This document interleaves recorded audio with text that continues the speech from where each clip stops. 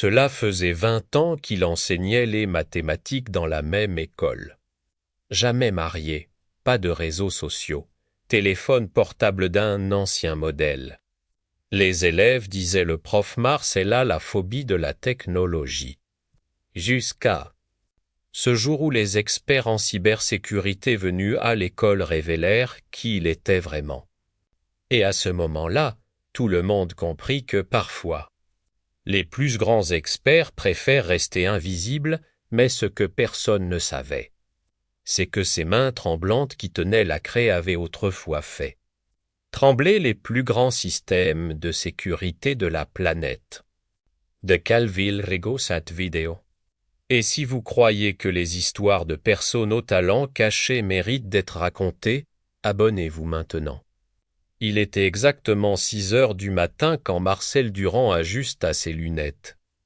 D'ancien modèle et entra dans sa salle de classe du lycée Jean Moulin à Lyon. 45 ans, veste marron usée, pantalon de velours côtelé. 20 ans qu'il enseignait dans ce même établissement, les élèves l'appelaient Marcel le ringard ou le prof qui a peur des ordinateurs. Jamais on ne l'avait vu utiliser une tablette, jamais il ne touchait au tableau interactif flambant neuf installé l'année précédente. « Bonjour tout le monde » dit-il de sa voix posée quand les élèves furent installés. « Bonjour monsieur Durand » répondirent-ils sans enthousiasme. Marcel se tourna vers le tableau et commença à écrire une série d'équations. Aux yeux des élèves, c'étaient des formules mathématiques classiques. Mais au fond de la classe, Lucas Moreau, 16 ans, élève brillant et passionné d'informatique, fronça les sourcils. Il y avait quelque chose d'étrange dans ces chiffres. Leur organisation ne suivait pas la logique habituelle. « Monsieur Durand, dit Lucas en levant la main. Ces chiffres, ils ne ressemblent pas vraiment à un problème de mathématiques normales. » Marcel s'arrêta d'écrire. Sa main resta suspendue devant le tableau pendant une fraction de seconde. Juste assez pour que Lucas remarque cette hésitation. « Les mathématiques sont partout, » Lucas répondit Marcel. « Parfois, elles sont bien plus profondes et complexes qu'elles n'y paraissent. » Ce que personne ne savait dans cette classe, c'est que ces chiffres n'étaient pas une simple équation. C'était la base d'un algorithme de chiffrement 128 bits. L'un des plus sophistiqués jamais créés, et Marcel l'avait écrit de mémoire en 1995. Marcel n'avait que 16 ans et portait un nom qui terrorisait les systèmes de sécurité, Fantôme. Contrairement aux hackers malveillants, Fantôme ne piratait jamais pour voler. Il était mu par la justice et une capacité technique exceptionnelle. 1997, il pénétra dans le Pentagone et laissa un message: votre sécurité est défaillante. 1999, pendant la crise I2K. Il sauva les systèmes bancaires mondiaux. 2003, il démantela un réseau de pirates volant des données. 50 criminels arrêtés dans 12 pays, mais son dernier exploit révéla sa vraie nature. Il ferma un par un les serveurs pédophiles, sauvant des centaines d'enfants. Fantôme n'était pas qu'un génie informatique. C'était un justicier. En 2005, son dernier message: la vraie vie est plus importante que le monde numérique. Fantôme meurt aujourd'hui. Depuis, plus aucune trace. Personne ne soupçonnait qu'il s'agissait d'un étudiant français qui deviendrait professeur à Lyon. L'appartement de Marcel reflétait sa philosophie, simple, pas d'ordinateur, téléphone de 2010. Aucun réseau social. Marcel, tu vis comme un ermite, lui disait Sylvie, la prof de français. Comment fais-tu sans Internet? Les vraies nouvelles arrivent jusqu'à moi, répondait Marcel. Les élèves chuchotaient, le prof Durand a la phobie des ordinateurs. Ou il est juste pauvre, si seulement il savait qu'il parlait de quelqu'un qui, à leur âge, piratait les systèmes les plus sécurisés de la planète. L'homme Plus recherche et du dark web enseignait tranquillement les logarithmes. Le 14 novembre 2024. Marcel expliquait les logarithmes quand on frappa à la porte.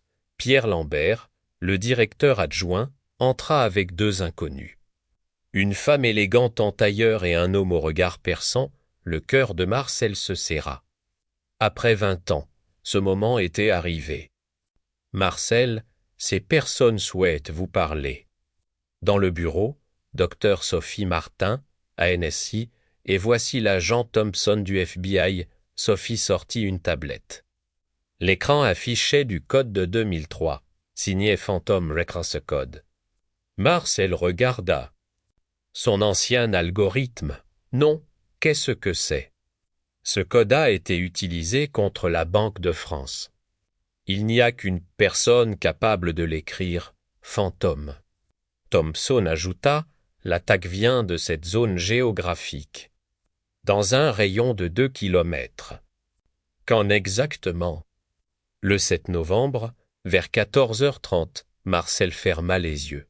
Ce jour-là, il avait écrit des formules complexes. Lucas avait posé cette question. De retour en classe, Marcel appela Lucas. Te souviens-tu de tes questions sur mes formules? Ça ressemblait à un chiffrement informatique. Thompson s'avança. Qu'as-tu fait? J'étais curieux. J'ai essayé de décrypter le code chez moi. J'ai réussi et j'ai écrit un programme pour le tester, mais je n'ai rien volé. Marcel comprit. En testant l'algorithme, Lucas s'était connecté par erreur à un serveur bancaire. Tu as testé le 7 novembre, vers 14h30.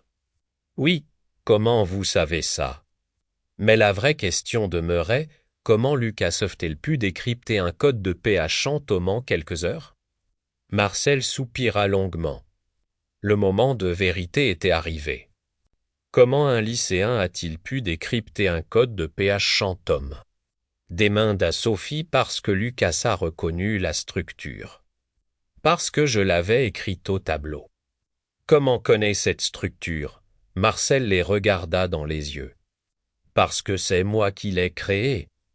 Je suis Fantolenstol. Sophie resta bouche bée. De 1995 à 2005, puis j'ai tout arrêté pour commencer une nouvelle vie. Pourquoi? Demanda Thompson. Marcel regarda la cour où jouaient les élèves. J'ai réalisé que le monde numérique n'était qu'une illusion. La vraie vie, l'impact réel, tout se passe ici. J'étais célèbre sur Internet, mais je n'avais pas d'amis dans la vraie vie. Vous avez tout quitté pour devenir professeur? Exactement. Quand un élève comprend un théorème. Quand un timide prend confiance. Ça, c'est un impact réel. Thompson nota quelque chose. Pourquoi avez-vous écrit ces algorithmes au tableau? Marcel secoua la tête. Ce n'était pas conscient, rétin, un tic. Quand je réfléchis à des problèmes mathématiques complexes. Mon cerveau fait naturellement des parallèles avec la cryptographie. Parfois, sans m'en rendre compte, j'écris des fragments d'anciens algorithmes, et cela arrive souvent. Quelques fois par an, mais normalement, personne ne s'en aperçoit.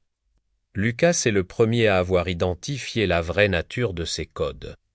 Sophie intervint, Monsieur Durand. Nous avons une proposition à vous faire. La cybercriminalité a explosé, expliqua Sophie. Nos infrastructures sont vulnérables. Nous avons créé une task force internationale. Il nous manque Phantom.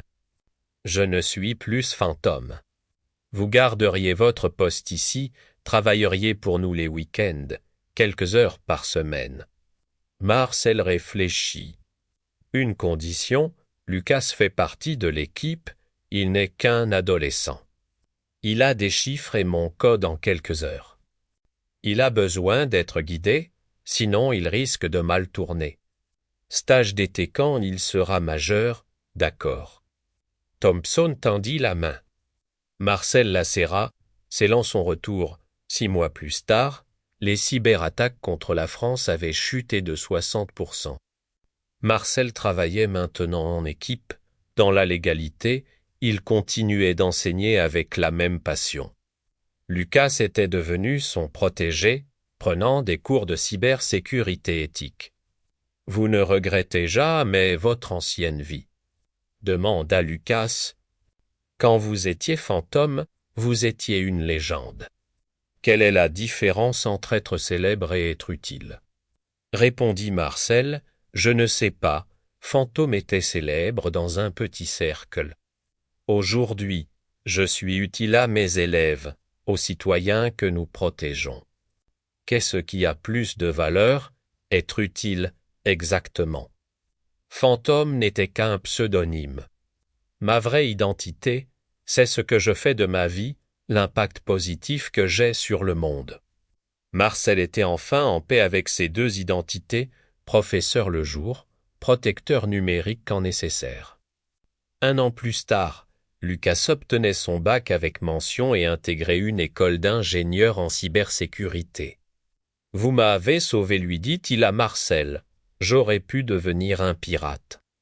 Vous m'avez montré qu'on pouvait rester du bon côté. » Marcel reçut une proposition de Légion d'honneur qu'il déclina poliment. Les vraies récompenses, il les recevait chaque jour dans le sourire d'un élève. Dans les succès de Lucas, dans la protection discrète de son pays, message final à histoire. De Marcel nous enseigne que les plus grands héros choisissent parfois l'anonymat. Combien de Marcel croisez-vous? Ce professeur discret, cet employé effacé. Derrière leur vie ordinaire se cachent patards des talents exceptionnels. La vraie grandeur ne se mesure pas à la célébrité, mais à l'impact positif qu'on a sur les autres. Si cette histoire vous a touché, n'oubliez pas de liker cette vidéo. Cela aide énormément à faire connaître ces histoires. Abonnez-vous et activez la cloche. Pour ne manquer aucune de nos histoires humaines, partagez en commentaire. Connaissez-vous des personnes talents cachés? Partagez cette vidéo, ces récits méritent d'être entendus dans notre prochaine vidéo. Nous découvrirons encore l'histoire d'une personne ordinaire au passé extraordinaire.